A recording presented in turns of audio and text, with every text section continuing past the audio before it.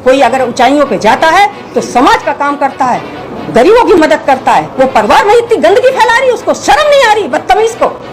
मेरे सामने आ जाए, मैं दो चाटे लगाऊं, उसका मुंह तोड़ दूं नालायक का। आज की बड़ी खबर है कि क्या मिर्जापुर में चल पाएगा अनुप्रिया पटेल का जादू। फिल्में देखने की शौकीन अनुप्रिया पटेल मनोविज्ञान की छात्रा रही हैं। वह अभिनय में भी माहिर हैं, गाती हैं, गुनगुनाती हैं।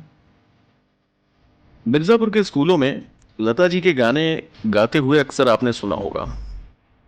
संसद की कैंटीन में गायक और मंत्री रहे बाबुल सुप्रियो के साथ थाप पर गाते बजाते भी आपने सुना होगा।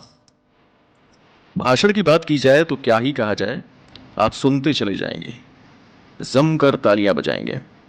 जैसे किसी जादूगर के मोह पाश में मंत्र मुग्ध दर्शक को लगता है जैसे सब कुछ सच है। जादूगर जो दुनिया दिखा रहा है बिल्कुल वही है। कागज के फूल से कबूतर निकालना हो या किसी भी चीज को गायब कर देना, सब सच।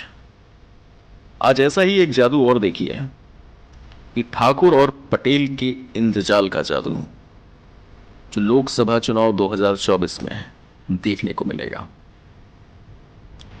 उत्तर प्रदेश में जहां जहां मतदान हो चुके हैं उन जिलों से रिपोर्ट आ रही है कि पटेल यानी कुर्मियों ने इस बार संविधान या आरक्षण के नाम पर मतदान किया है।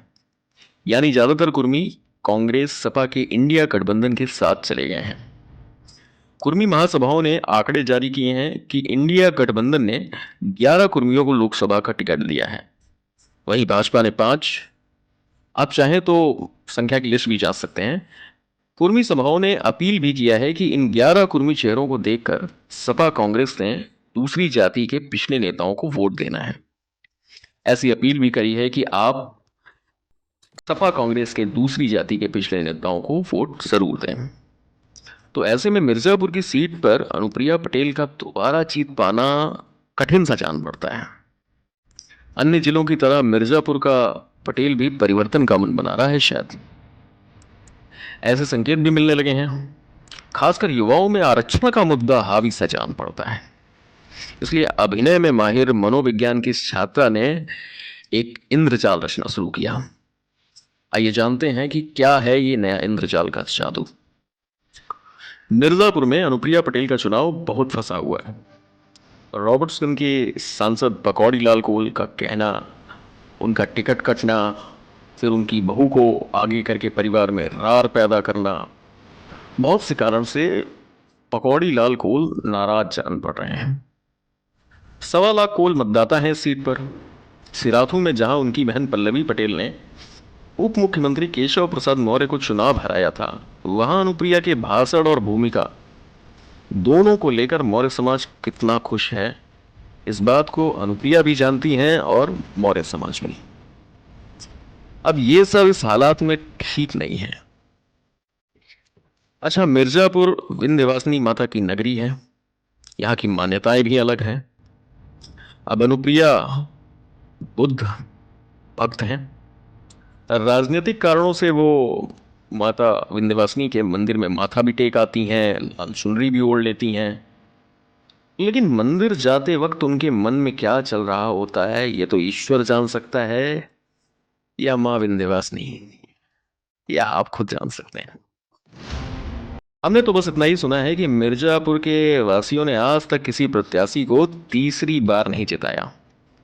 भले ही बाहर से आई डाकू फूलन देवी को जिता दिया हो या डाकू सम्राट ददुआ के भाई को जिता दिया हो, लेकिन ऐसे में तीसरी बार न जीतने वाली परंपरा मन में थोड़ा संदेह तो पैदा करेगी ना। पक्का संदेह होगा मन में।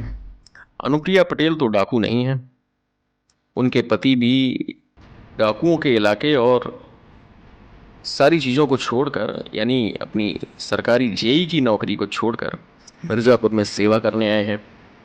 अब ऐसे में सेवा का तीसरा मौका मिलना चाहिए कि नहीं मिलना चाहिए, ये तो आप तय करेंगे, मगर हालात ऐसे दिख नहीं रहे हैं।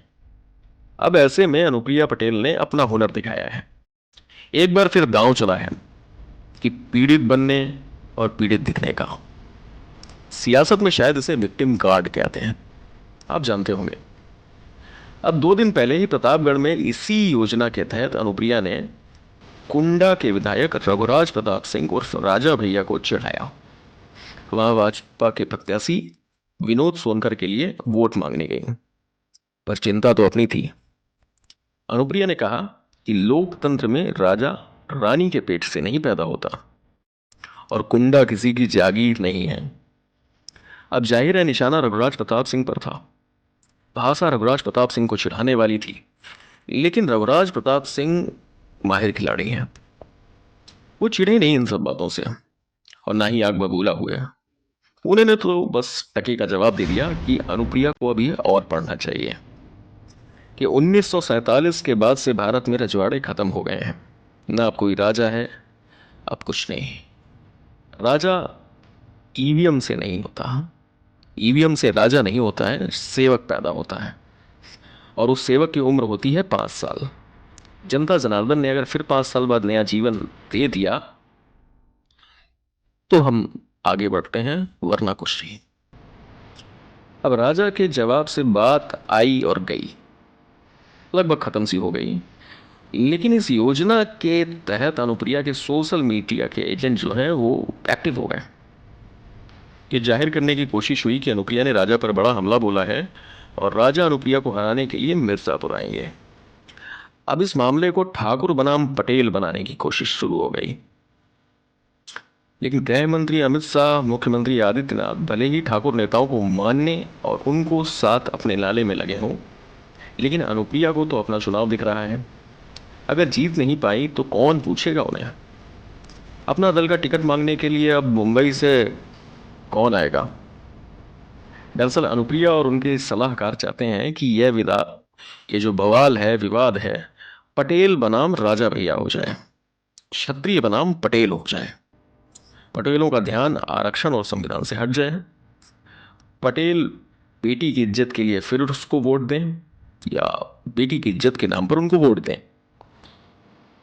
लेकिन शायद बात बदल गई है, युवा जाग उठे हैं। वे, मुझे तो नहीं लगता है कि अब इस अभिनय और इस इंद्रपास में दोबारा फंसेंगे। मामला ठाकुर बनाम पटेल नहीं हुआ है। मिर्जापुर के समझदार ठाकुर पटेलों ने दर्जनों यूट्यूबर की मंशा पर भी पानी फेर दिया है। इसी विवाद को आगे बढ़ाने के लिए अब जो बुलाए गए थे। बेटी की शरारत अब बिरादरी भी जान गई है। उनकी माँ तो जानती ही है कि उनकी बेटी कितनी चालाक और मीठा बोलने वाली है। उनकी माँ कृष्णा पटेल ने बहुत समय पहले किसी चैनल पर रोते हुए कहा था, क्या कहा था आपने सुना ही होगा। अब मिर्जापुर में इन आंसुओं को कौन देख रहा है, कौन नहीं देख रहा है, ये सब जानते हैं। अब मिर्जापुर ने जिसे बाहरी नहीं माना और अपनी सगी बेटी सा दुलार दिया, तो ऐसे में दुख होना लाजमी है।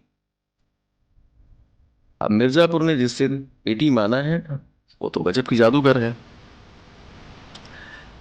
अब मिर्जापुर अनुप्रिया पटेल के पास में आएगा कि नहीं आएगा, क्या मिर्जापुर में अनुप्रिया पटेल का जादू चलेगा कि नहीं चलेगा, ये तो आपका वोट तय करेगा। लेकिन हमारी राजनीतिक पोस्टों के लिए और इसी प्रकार की सारी अपडेट्स के लिए जुड़े रहिए हमसे संडे मेल के साथ। नमस्कार।